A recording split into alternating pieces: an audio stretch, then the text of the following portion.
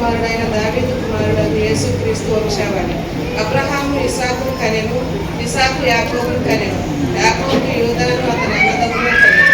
యూదా తామరునందు పెర్రోసు జెరోమును కనెను, పెర్రోసు ఆరామును కనెను, ఆరాము అమినాదాబును కనెను, అమినాదాబు నయసోను కనెను, నయసోను సల్మాను కనెను, సల్మాను రాహాబు నందు బోయేజును కనెను, బోయేజు రూతు నందు ఒబేదును కనెను, ఒబేదు యెషయను కనెను, యెషయ రాజైన దావీదును కనెను.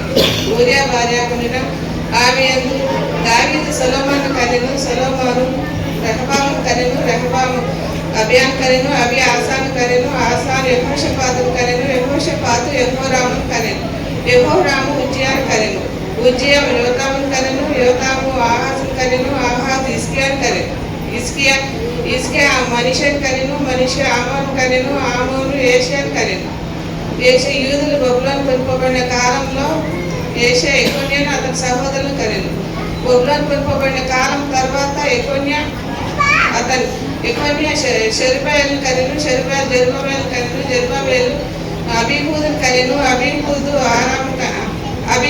ఆజోను కనెను, ఆజోను సాదోకును కనెను, సాదోకు ఆకీమును కనెను, ఆకీము ఏలీహూదును కనెను, ఏలీహూదు ఎలియాజును కనెను, ఎలియాజు మత్తాను కనెను,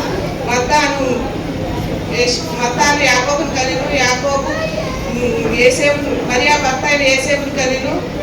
ఆమె యందు క్రీస్తు అనబడిన యేసు క్రీస్తు పుట్టెను. ఇట్లు అబ్రహాం మొదలుకొని దావీదు వరకు తరములు 14 తరములు. దావీదు మొదలుకొని యూదులు బబులోను కొనుక్కోబడిన కాలం వరకు 14 తరములు. బబులోను కొనుక్కోబడిన కాలం నుండి క్రీస్తు వరకు 14 తరములు. ఇప్పటి వరకు 42 జనరేషన్స్. 18 వర్సెస్. యేసుక్రీస్తు జన్మ విధం ఎట్లనగా అతని తల్లి అయిన మరియా యేసేపునకు ప్రదానం చేయబడిన తర్వాత వారు ఏకం కాక మునుపు ఆమె పరిశుద్ధాత్మ వల్ల గర్భవతిగా ఉండేది. ఆమె భర్త అయిన యేసేపు ఆమెను అవమానపరచు నీతిమంతుడై ఉండి ఆమెను అవమానపరిచినందుకు ఆమెను రహస్యంగా విడనాడు ఉద్దేశించింది. అతడి సంగతులను గురించి ఆలోచించుకుంటుండగా ఇదిగో ప్రభు దూత స్వప్నమందు అతనికి ప్రత్యక్షమై, దావీదు కుమారుడైన యేసేపు, నీ భార్య అయిన మరియను చేర్చుకున్నటకు భయపడకము. ఆమె పరిశుద్ధాత్మల గర్భం ధరించినది. ఆమె ఒక కుమారుని కనును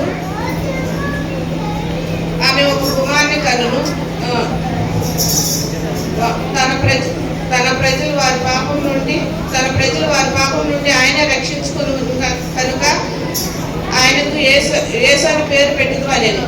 ఇదిగో కన్యక గర్భవతి కుమారుని కనును, ఆయనకు ఇమ్మానుయేలు అని పేరు పెట్టుదురు అని ప్రభు ద్వారా తన ప్రవక్త ద్వారా పలికిన మాట చొప్పున ఇదంతా జరిగింది.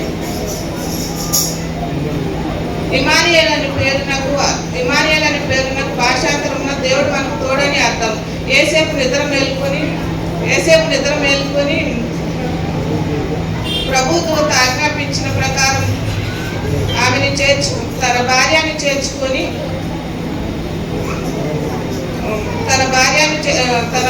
చేర్చుకుని ఆమె కుమారుని కను వరకు ఆమెను ఎరగకుండేను.